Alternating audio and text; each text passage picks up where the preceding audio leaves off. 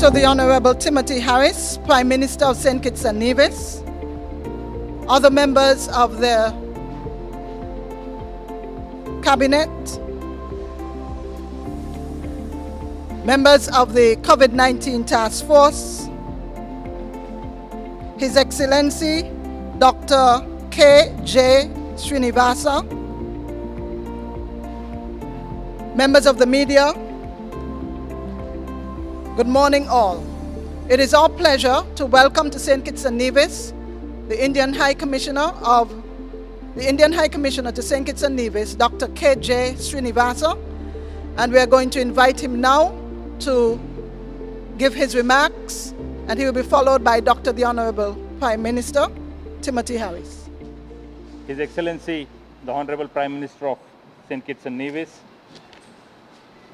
Honorable Attorney General, Honorable Minister for Foreign Affairs and Aviation, Honorable Minister of Health, Chief Medical Officer Dr. Lewis,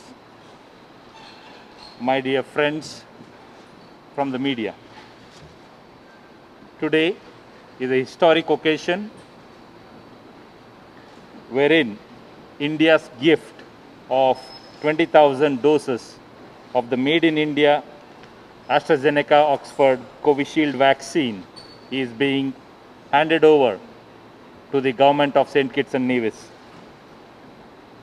These vaccines will be useful to meet the immediate requirements of vaccinating the frontline workers and those with comorbidities in the St. Kitts and Nevis Federation. As you would all appreciate, this Covishield vaccine is made by the Serum Institute of India, which happens to be the world's largest vaccine producer. Even in peace times before COVID, this institute produces over 2 billion doses of various vaccines and provides over 50% of the world's requirements of the imperative, most necessary vaccines from polio to diphtheria to DPT and hepatitis, which the WHO programs use. By delivering this COVID vaccine within a few weeks of its approval, India has demonstrated again its willingness and ability to act as a first responder to crisis in the world, and especially to the CARICOM region and the OECS particularly. Today, 175,000 doses out of the 570,000 doses promised to CARICOM landed in Antigua, out of which 20,000 have been dedicated to St. Kitts and Nevis, and we believe that this is just the beginning.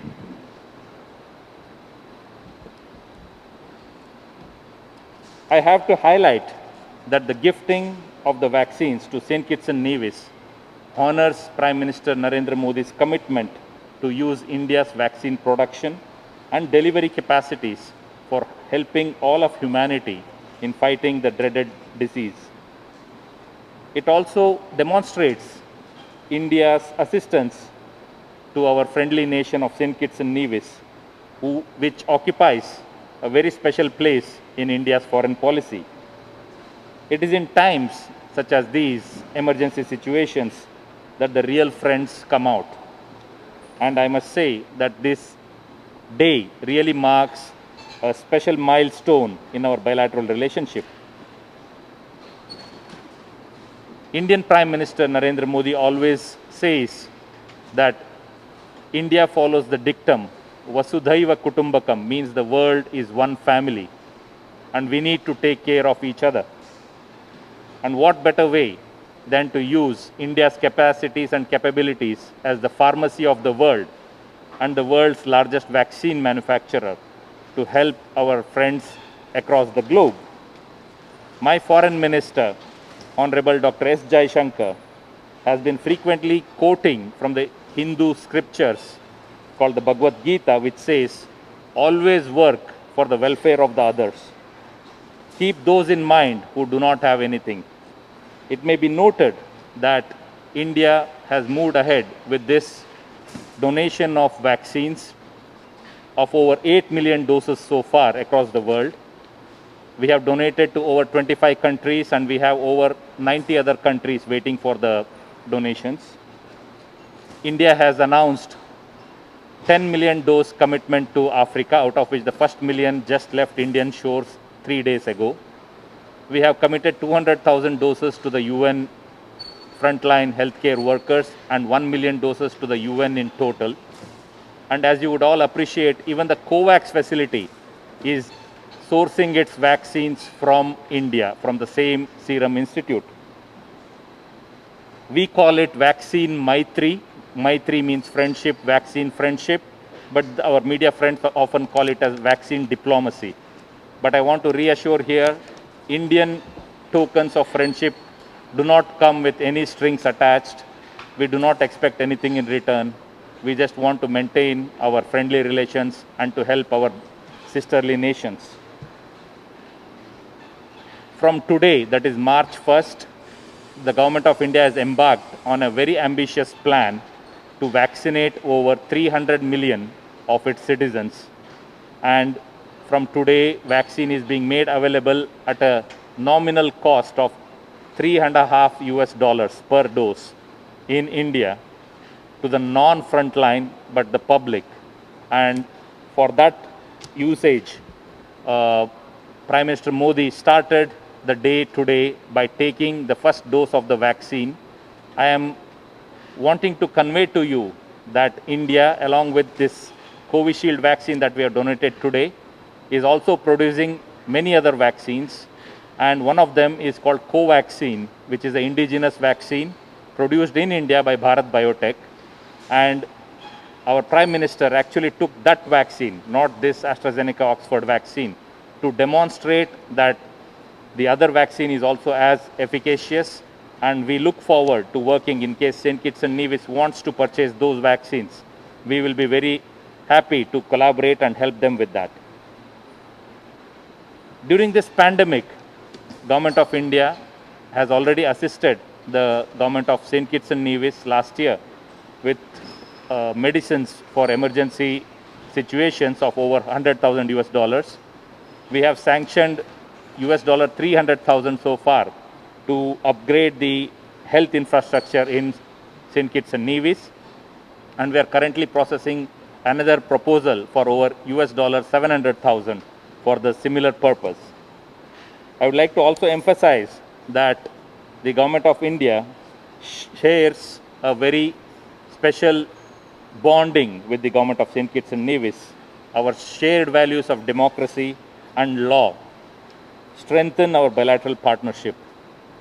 I would like to also emphasize that of the many vaccines being under trial in India, there is a nasal vaccine which would actually ease the mode of delivery. And we hope that the world has a choice of at least 10 to 12 vaccines by the end of this year. But in the meanwhile, I want to reassure you that the Indian government stands committed to its relationship with St. Kitts and Nevis, and we are willing to work together for the betterment of both the populations.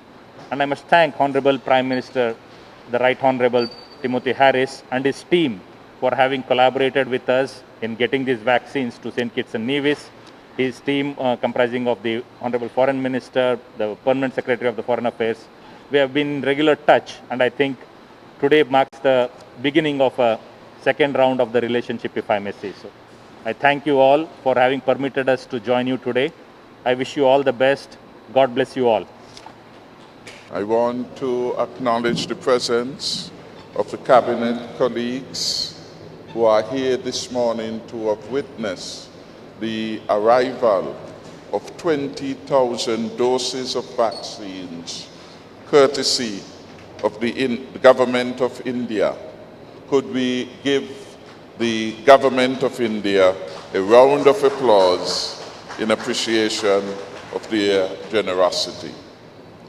The generous donation of these 20,000 doses of vaccines provides real hope for our people that working together we can defeat COVID-19. We are now so much closer to getting back to our way of life without fear.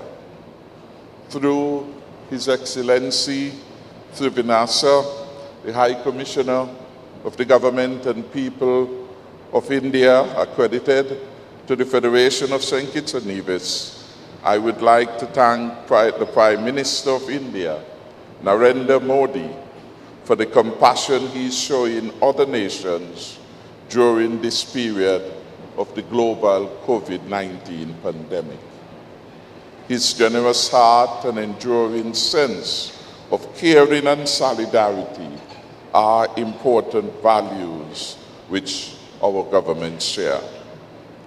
COVID-19 has taught us many lessons, but perhaps the most important lesson is how interconnected and interdependent we are as a global community.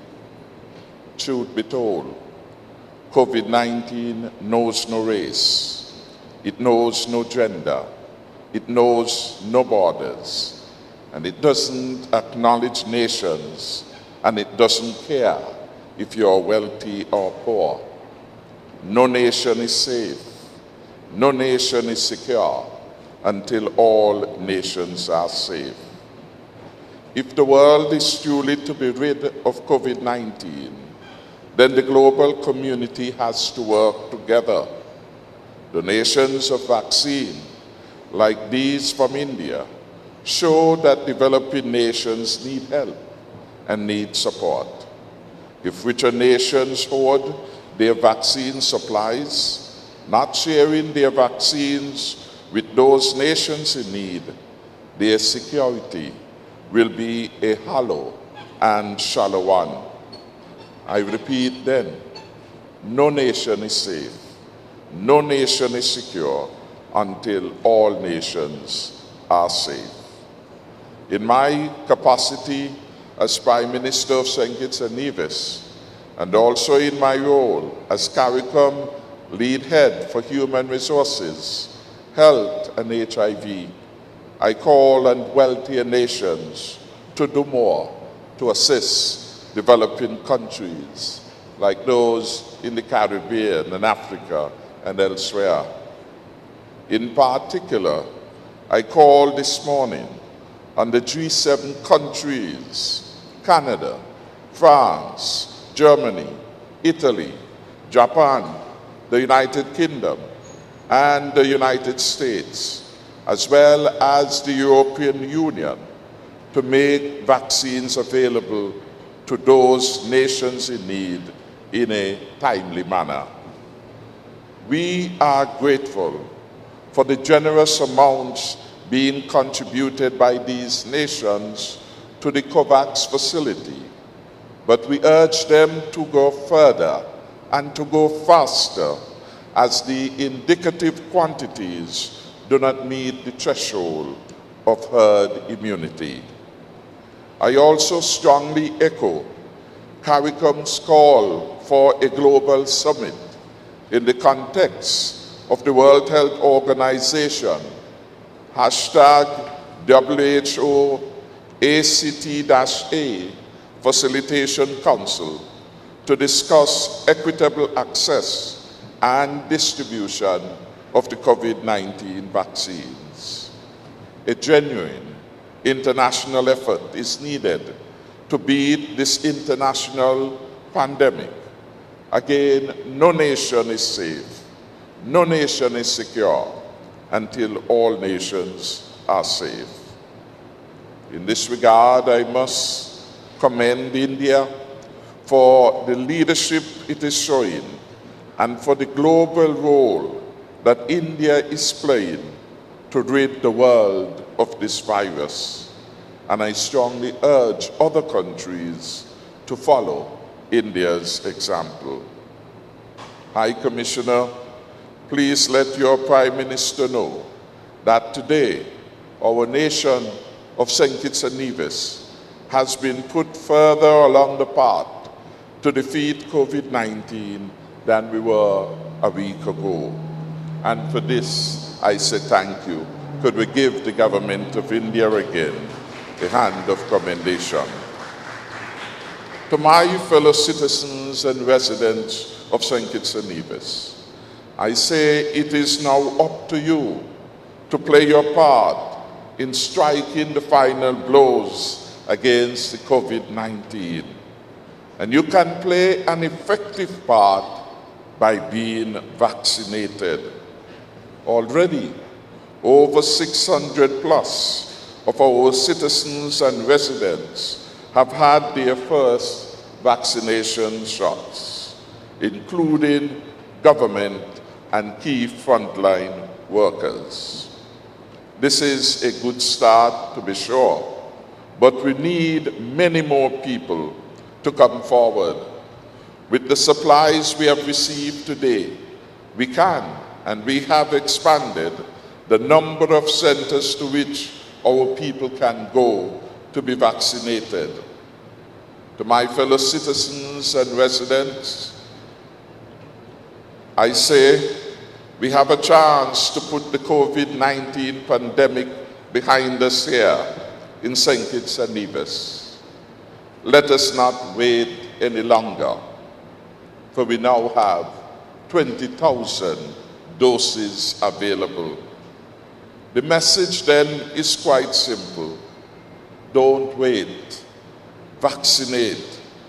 Don't wait to protect your loved ones. Vaccinate. Don't wait to get our economy fully operational again. Vaccinate. Don't wait to get back to your way of life.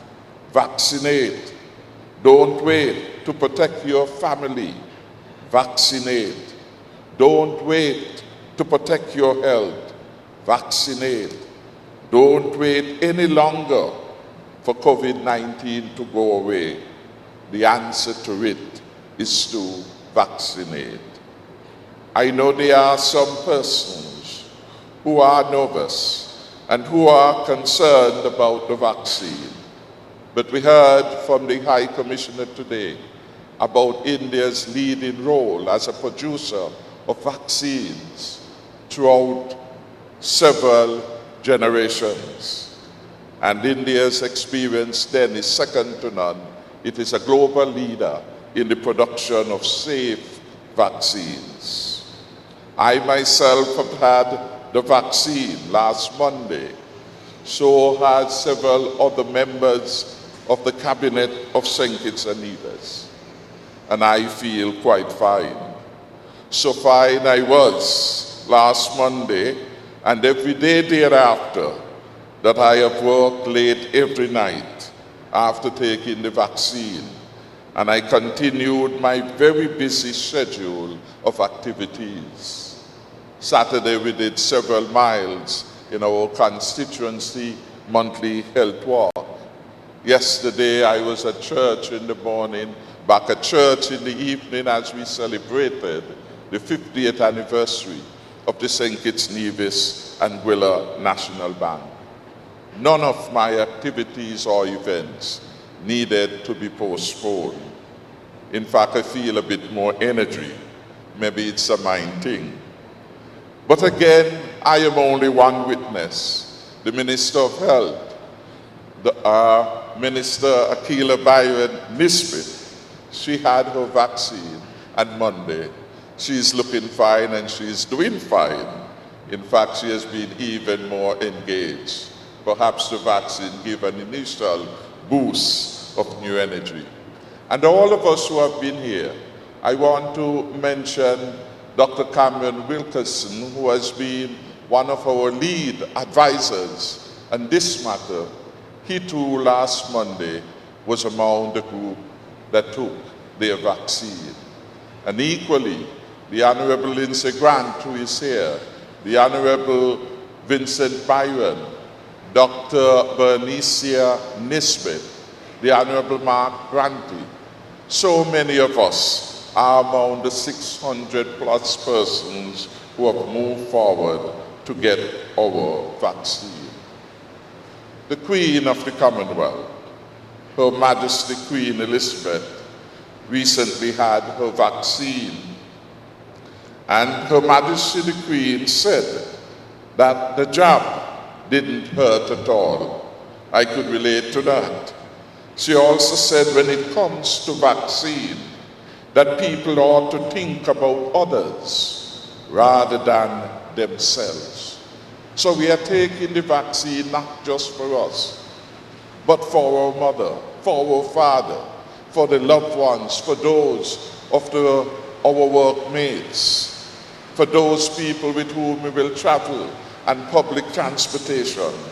It is not just about us, it is about others. I wholeheartedly agree with Her Majesty the Queen, the head of our Commonwealth of Nations.